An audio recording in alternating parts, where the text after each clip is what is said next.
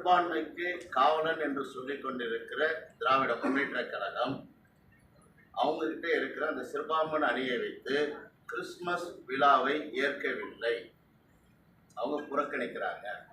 G7 செய்திகள் வாசிப்பது கீதா. தமிழக அரசால் கிறிஸ்தவர்களுக்கு எந்த பயனும் இல்லை. தமிழக அரசு கிறிஸ்தவ மக்களை புறக்கணிக்கிறது. பேராயர் ஜெயசிங் குற்றச்சாட்டு. இதன் நிலைப்பாடு வரும் 2026 சட்டமன்ற தேர்தலில் பிரதிபலிக்கும்.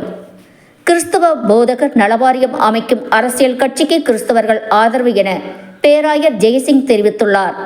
எலும்பி பிரகாசி மிஷனரி பேராயத்தின் தலைவர் தந்தை பேராயர் ஜெயசிங் சென்னையில் செய்தியாளர்களை சந்தித்தார்.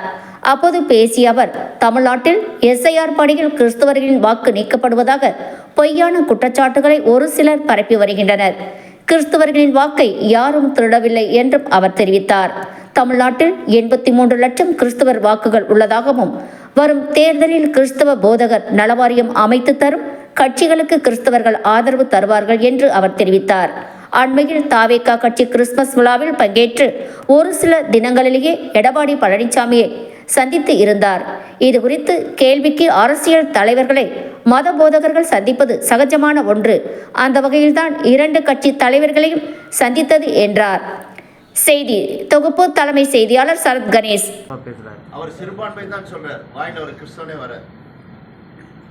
அவர் சிறுபான்மை நல்ல சிறுபான்மை இஸ்லாமியர்கள் 99% 100% அனுபவிக்கிறாங்க. கிறிஸ்தவருக்கு அது நிலைப்பாடு இல்லைன்னு அவருக்கே நல்லா தெரியும். சிறுபான்மை அமைச்சராக இருக்கிற அவருக்கு நல்லா தெரியும். இப்போ நல்லா வேகமாக வந்துட்டு இருந்தார். 38 மாவட்டங்கள் சென்றிருந்த சிறுபான்மையுடைய தலைவர் செயல் அருமையாக இருந்தது. அதுக்குள்ள அவர் பின்னோக்கி வச்சுட்டு இணைய அவரை உள்ளே கொண்டு வந்தோன்னா அவர் ஒரு அமைப்பாக வந்து அவரை வைத்து தான் இந்த கிறிஸ்துமஸ் விழா. எல்லா கிறிஸ்தவர்களும் 83 லட்சம் கிறிஸ்தவர்களாக இருக்கிறவங்க இன்னும் அதிக அளவு சுயமாக இருக்கலாம். இதுக்கப்புறம் டிஜிபியை பார்க்குறோம், அவங்ககிட்ட கேட்குறோம், எங்களுக்கு எந்த ஆர்டரும் வரலன்றாங்க. எஸ்பியை கேட்குறோம், உங்களை யாரும் கேட்டாங்கன்றாங்க. ஸ்டேஷனில் கேட்குறாங்க. அதனால் தமிழ்நாடு அரசுடைய நிலை இது. ஒட்டுமொத்தத்தில் முதலமைச்சர் வந்து கிறிஸ்தவருக்கு எதிராக இருக்காரு சொல்கிறீங்க, ஆனால் பேசுகிறது எல்லாமே ஆதரவாக பேசுகிறாரு. அவர் சிறுபான்மை தான் சொல்கிறார், வாயில் ஒரு கிறிஸ்தவனே வர. அவர் சிறுபான்மை நல்ல சிறுபான்மை இஸ்லாமியர்கள் 99% 100% அனுபவிக்கிறாங்க. கிறிஸ்தவருக்கு அது நிலைப்பாடு இல்லைன்னு அவருக்கே நல்லா தெரியும். சிறுபான்மை அமைச்சராக இருக்கிற அவருக்கு நல்லா தெரியும். இப்போ நல்லா வேகமாக வந்துட்டு இருந்தார். 38 மாவட்டங்கள் சென்றிருந்த சிறுபான்மையுடைய தலைவர் செயல் அருமையாக இருந்தது. அதுக்குள்ள அவர் பின்னோக்கி வச்சுட்டு இணைய அவரை உள்ளே கொண்டு வந்தோன்னா அவர் ஒரு அமைப்பாக வந்து அவரை வைத்து தான் இந்த கிறிஸ்துமஸ் விழா.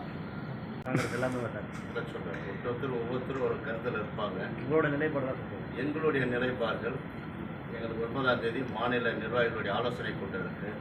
அதுக்கப்புறம் 26ஆம் தேதி ஒரு கூடுகை இருக்குது. அது முடித்ததுக்கப்புறம் பிப்ரவரி 28ஆம் தேதி வருகின்ற தமிழ்நாடு 2026ஆம் ஆண்டு சட்டமன்ற தேர்தலில் எங்களுடைய பங்களிப்பு அதிகமாக இருக்கும் என்பதை வலியுறுத்தி அன்னைக்கு நாங்கள் இதே மாதிரி பத்திரிகையாளர்களை எல்லாம் அழைத்து எங்களுடைய நிலைப்பாடை நடத்துகிறோம்.